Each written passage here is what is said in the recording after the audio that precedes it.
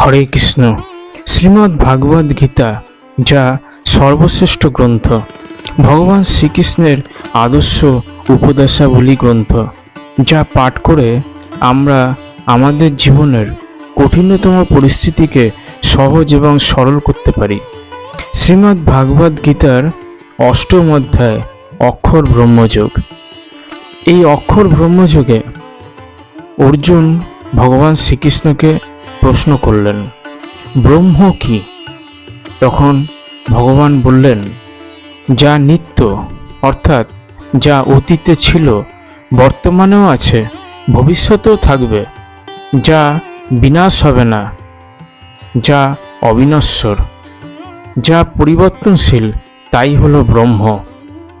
এরপর অর্জুন ভগবান শ্রীকৃষ্ণকে বললেন যে অধ্যাত্ম কি?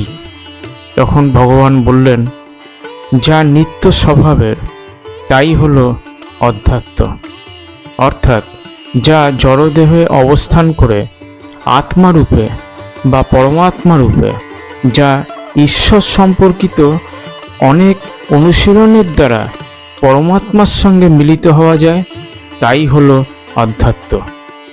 এরপর অর্জুন জিজ্ঞাসা করলেন, সকাম কর্ম তাহলে কি? তখন ভগবান বললেন, কোনো বিশেষ ফলের আশায় বা কামনার সাথে করা কর্মই হলো সকাম কর্ম।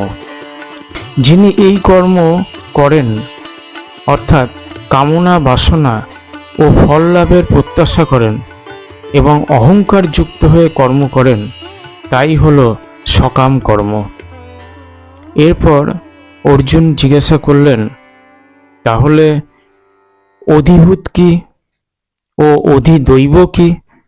তখন ভগবান বললেন, নশ্বর জড় প্রকৃতিকেই বলা হয় অধিভূত।